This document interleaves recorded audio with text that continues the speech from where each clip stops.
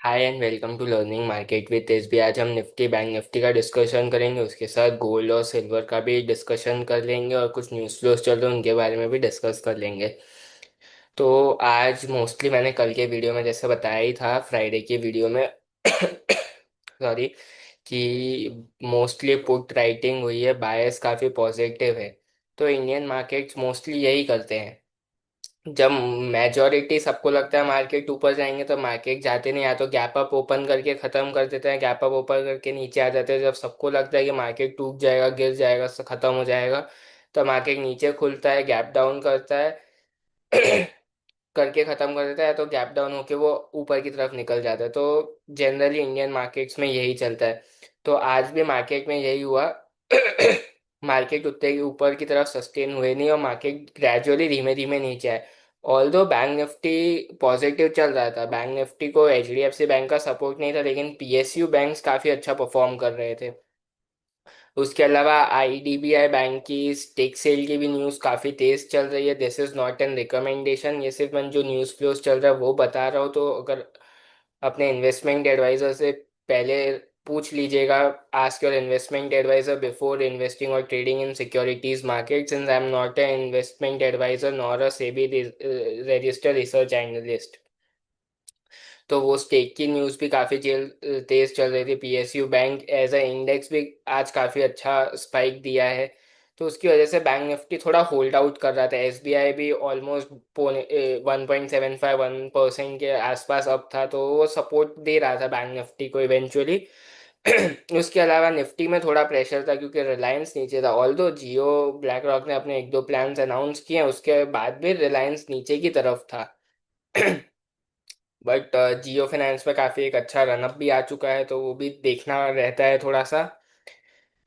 और बाकी सारी चीज़ें भी हमने देखी, जैसे कब कल सेंसेक्स की एक्सपायरी आ जाएगी, क्योंकि कल ट्यूसडे तो सेंसेक्स की वीकली एक्सपायरी रहती है। तो उस पर आपको कैसे ट्रेड करना है, क्योंकि सेंसेक्स एक काफ़ी क्रूशियल लेवल पे आ गया है। आज जो इंडेक्स ट्रेड कर रहे थे उनके लिए थोड़ा सा स्लगिश डे रह सकता है। मेरे को लगता भी है कि ये वीक थोड़ा सा स्लगिश रहने के चांसेस ज़्यादा रहते हैं, क्योंकि मार्केट एक इतना रैली करने का कंसोलिडेशन की ट्राई करता है। थोड़ी स्लगिशनेस रह सकती है मार्केट्स में। बट स्टॉक स्पेसिफिक एक्शन काफ़ी था। जैसा मैंने कल आज सुबह वो वीडियो कल रिकॉर्ड की थी संडे को, बट कुछ रीजंस की वजह से वो आज सुबह अपलोड हो पाई। तो उसमें मैंने काफ़ी सारे स्टॉक्स भी बताए थे, तो उनमें भी काफ़ी अच्छा मोमेंटम चल रहा था। तो आप वो स्टॉक्स भी जाके देख सकते हैं, वहाँ पे मैंने कौन कौन से स्टॉक्स के बारे में डिस्कस किया, तो उनमें भी काफ़ी अच्छा मोमेंटम था। उनको आप अपने रेडार पे रख सकते हैं, पर वो भी एजुकेशनल पर्पसेस के लिए, कोई इन्वेस्टमेंट और ट्रेडिंग की रिकमेंडेशन नहीं करता हूँ मैं। तो अब चार्ट पे डिस्कशन कर लेते हैं कि कल के लिए क्या क्या इंपॉर्टेंट लेवल्स रहेंगे, मार्केट में कौन कौन सी चीज़ों पे अपने को और फोकस रखना चाहिए।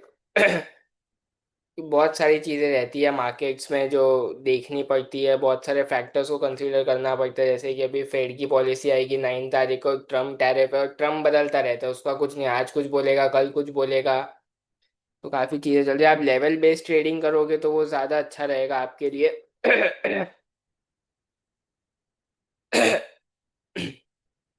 तो आज मार्केट ऑलमोस्ट यहीं पे आसपास खुले, उसके बाद मार्केट ने नीचे की एक ट्रेजेक्ट्री पकड़ ली थी और मार्केट कंटिन्यूअसली गिरा ही है। मार्केट थोड़ा सा ऊपर खुला, फिर नीचे की तरफ स्लाइड हुआ, फिर कंटिन्यू स्लाइड होता ही गया। यहाँ पे एक सपोर्ट लेने की ट्राई की थी मार्केट ने, लेकिन वो हुआ नहीं और धीमे धीमे मार्केट नीचे की तरफ स्लाइड किया। एंड एंड में थोड़ी सी रिकवरी है, लेकिन लास्ट कैंडल भी है जो रेडी बनी है, नेगेटिव की तरफ ही बनी है कैंडल। और देखते हैं अब जो कल के लिए इम्पोर्टेंट लेवल्स रहेंगे। जो फर्स्ट लेवल रहेगा वो रहेगा 25,477। इसके नीचे मार्केट निकलता है तो आप एक बैरिश साइड पे रह सकते हैं। उसके बाद जो सेकेंड लेवल मार्केट के लिए रहेगा 25,430। उसके नीचे अगर मार्केट सस्टेन करता है तो ये काफ़ी अच्छी डाउन साइड दिखा सकता है, जो कि रहेगी 25,350। और उसके नीचे इवेंचुअली ये 25,300 और 250 तक का डोर ओपन कर सकता है। अपसाइड में जो क्रिटिकल रेजिस्टेंस रहेगी मार्केट के लिए वो रहेगी 55,550 का लेवल। अगर इसके ऊपर निकलता है मार्केट तो एक बुलिश सेंटीमेंट क्रिएट हो सकता है, जिसके कारण मार्केट 25,600 जा सकता है। और मार्केट 600 को निकालता है तो इवेंचुअली ये 650 700 तक जाने की ट्राई कर सकता है। ऑप्शन चेन पे आ जाते हैं निफ्टी की। 25,500 पे कॉल राइटिंग भी काफी एग्रेसिव हुई है आज। कल फ्राइडे को पुट राइटिंग बहुत एग्रेसिव थे, तो मेरा यही रहता है कि कभी कुछ ज्यादा अति उत्साहित लोग आ जाते हैं ना, जो बहुत ज्यादा तेजी या मंदे की तरफ रहते हैं, तो सिचुएशन में अवॉइड करना चाहिए। चांसेस होते हैं कि वो उल्टा पड़ जाए, और काफी पैनिक आया है आज फर्स्ट डे में ही वीक के पुट राइटर्स में। तो काफी पोजीशंस यहाँ पे उड़ी है, ओआई भी काफी उड़ गया यहाँ से। देखते हैं। और कॉल राइटिंग भी काफ़ी अच्छी हो रखती है। प्रीमियम ऑल दो ठीक ठाक है, 138 है कॉल साइड पे, 108 है पुट साइड पे, तो प्रीमियम ठीक है। इन केस अगर मार्केट 25,600 निकालता है, तो 25,500 वाला थोड़ा थोड़ा पैनिक में आना स्टार्ट होंगे, तो वो फिर एक शॉर्ट कवरिंग का चांस दे सकता है। बाकी कल ट्यूसडे है, तो शॉर्ट कवरिंग के चांसेस ज़्यादा सेंसेक्स से बनते हैं। बैंक निफ्टी ऑल दो इन कंपैरिजन टू निफ्टी काफ़ी अच्छा परफॉर्म कर रहा था। इसमें जो लेवल्स आपको ध्यान में रखना चाहिए वो है जहाँ पे ये एक बंद हुआ है, जहाँ से इसने सपोर्ट लिया एग्जैक्ट वहीं बंद हुआ है। अगर 350 के ऊपर निकलता है, तो एक बुलिश मोमेंटम बन सकता है, जो उसको 57,465 उसके ऊपर 500 तक कैरी कर सकता है। उसके ऊपर तो ये ब्लू स्काई जोन में ही जाता है 57,600। और डाउन साइड में जो सपोर्ट रखना है वो रखना है 57,200। 200 के नीचे निकलता है तो एक डाउन साइड दिखा सकता है ये 57,175 तक। उसके नीचे निकलता है तो फिर 57,000 तक का डोर ओपन हो जाता है। डेली टाइम फ्रेम पे देखते हैं बैंक निफ्टी को। इसमें एक पॉसिबिलिटी बनती है कि एक ये यहाँ से हर्डल लेके अगर नीचे की तरफ आना शुरू हो जाता है, तो आप डबल टॉप पैटर्न बोल के कर सकते हैं कि नीचे की तरफ आता है। पर अभी अनचार्टेड टेरिटरी में लेवल ऑल टाइम हाई पे है, तो पॉसिबिलिटी है कि ये ऊपर चलता रहे। और कुछ लेवल्स तो निकलते नहीं है, लेकिन जो भी हम ट्राई कर सकते हैं अपना बेस्ट करते हैं निकालने का। तो आप इसको प्लान कर लीजिए। सेंसेक्स ये इसकी कल एक्सपायरी है, तो ये थोड़ा सा ज़्यादा क्रूशल हो जाता है। और जहाँ पे ये अभी बंद हुआ है वो भी बहुत इंपॉर्टेंट लेवल्स है। नीचे में जो लेवल रहेगा वो 83,500, इसके नीचे निकलता है तो 300-400 पॉइंट की मूवमेंट की जगह बनती है। फिर सीधा लेवल जो आता है वो 83,250 का आता है, उसके नीचे 83,000 तक का लेवल बनता है।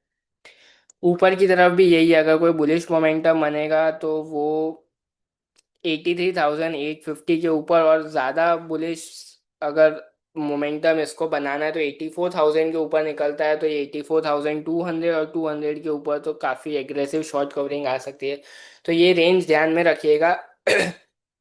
सेंसेक्स का ऑप्शन चेन देखते हैं तो प्रीमियम ठीक ठाक है। 273 पॉइंट्स का प्रीमियम है ऑप्शन में, 180 ऑलमोस्ट 200 पॉइंट्स का प्रीमियम है कॉल साइड पे। कॉल साइड पे 70-80 पॉइंट्स का प्रीमियम ज़्यादा है। तो वो देखते हैं सिंथेटिक फ्यूचर भी थोड़े से पॉजिटिव है, तो वो कैसे रिएक्ट करता है मार्केट। कल हो सकता है ऊपर जाए, प्रीमियम ना बढ़े, फिर नीचे गिरा दे मार्केट को। तो आपको डील करना पड़ेगा। और चेक कीजिएगा कि 9:45 या 10 बजे तक प्रीमियम किस रेंज में रहता है। अगर प्रीमियम गिर जाता है तो पॉसिबिलिटी है मार्केट साइडवेज ही एंड हो जाए। बस सेंसेक्स पे एक चीज़ और होती है कि 2 बजे बाद अचानक से प्रीमियम स्पाइक कर देते हैं। प्रीमियम को पहले एकदम कम कर देते हैं, और उसके बाद अचानक से एक कोई भी स्ट्राइक प्राइस का प्रीमियम 20 रुपये से 100 हो जाता है। वैसी सारी चीज़ें भी चलती रहती है। तो मैं प्रेफर करता हूँ हमेशा, और एडवाइस भी करता हूँ कि आप सेंसेक्स की एक्सपायरी में अगर आपको ट्रेड करना ही है तो नेक्स्ट वीकली में करें, इसमें ना करें।